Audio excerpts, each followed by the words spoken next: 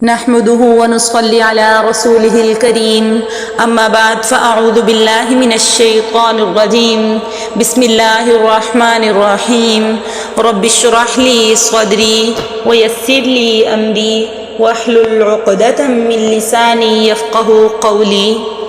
اللہ رب العزت کا بہت ہی بڑا احسان ہے جس نے ہمیں مسلمان پیدا فرمایا اور دین اسلام کو بطور نعمت ہمارے لیے چن لیا۔ الحمدللہ زندگی میں بہت سے ایسے لمحات آتے ہیں جب انسان خود کو تنہا محسوس کرتا ہے، کبھی اپنے ساتھ دینے والے ساتھ چھوڑ جاتے ہیں، کبھی حالات مشکل ہو جاتے ہیں، کبھی دعائیں قبول ہوتی نظر ہی نہیں آتی، اور کبھی آزمائشیں اتنی بڑھ جاتی ہیں کہ انسان سمجھتا ہے کہ شاید اب کوئی اس کا سہارا نہیں۔ لیکن ایک مسلمان کے لیے سب سے بڑی حقیقت یہ ہے کہ اللہ رب العزت اپنے بندے کو کبھی اکیلا نہیں چھوڑتا۔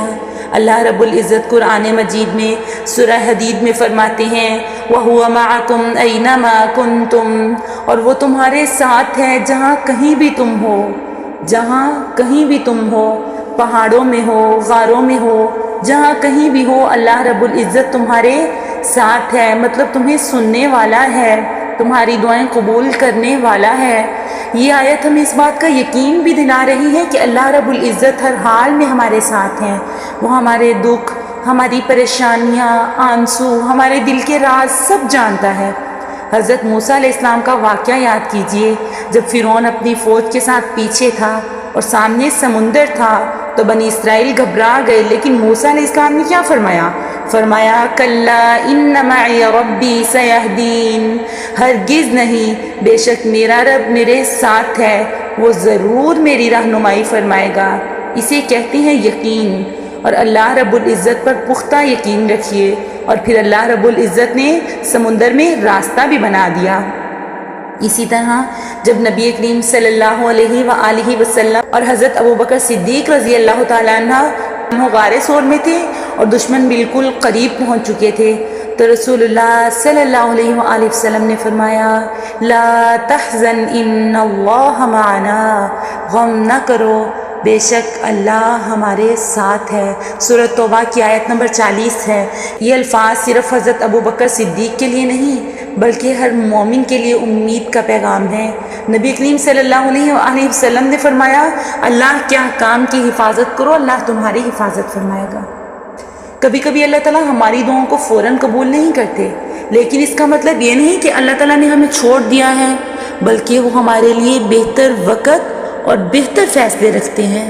تو اسی لیے یقین رکھیے کہ دعائیں قبول ہوتی ہیں، کسی نہ کسی صورت میں ضرور ہوتی ہیں۔ قرآن مجید میں اللہ رب العزت فرماتے ہیں فَإِنَّ مَعَ الْعُسْرِ يُسْرًا إِنَّ مَعَ الْعُسْرِ يُسْرًا، بے شک ہر تنگی کے ساتھ آسانی ہے، اور بے شک ہر تنگی کے ساتھ آسانی ہے۔ اللہ تعالیٰ نے یہ نہیں فرمایا کہ مشکل کے بعد آسانی ہے، بلکہ فرمایا کہ مشکل کے ساتھ ہی آسانی ہے۔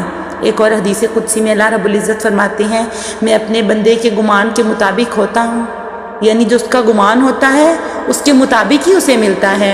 Every hardship is preparing you for something greater، ہر مشکل آپ کو کسی بڑی چیز کے لیے تیار کرتی ہے، آپ کو کسی بڑے کام کے لیے تیار کرتی ہے۔ جب آپ رات کے آخری پہر میں دعا کرتے ہیں نا، جب آپ دل ہی دل میں اپنے رب سے بات کرتے ہیں، جب آپ کسی کو اپنا دکھ نہیں بتا سکتے، تب بھی اللہ تعالیٰ آپ کی آواز سن رہے ہوتے ہیں، تب بھی اللہ رب العزت آپ کو سن رہے ہوتے ہیں۔ اللہ رب العزت فرماتے ہیں وَإِذَا سَأَلَكَ عِبَادِي عَنِّي فَإِنِّي قَرِيبٌ، فرمایا جب میرے بندے آپ سے میرے بارے میں پوچھیں تو کہہ دیجئے میں بہت ہی قریب ہوں۔ سورہ بقرہ کی آیت نمبر 186 ہے۔ فرمایا انہیں کہہ دیجئے کہ میں تمہارے بہت ہی قریب ہوں۔ اللہ قریب ہیں، وہ ہماری دعائیں سنتے ہیں، ہماری امیدوں کو جانتے ہیں، اور ہماری امیدوں سے واقف بھی ہیں، ہماری ضرورتوں سے بھی واقف ہیں۔ آج اگر کوئی شخص پریشان ہے، بیمار ہے، قرض میں مبتلا ہے، رشتوں کے مسائل کا شکار ہے، یا خود کو تنہا محسوس کر رہا ہے، تو اسے یاد رکھنا چاہیے کہ اللہ کی مدد قریب ہے۔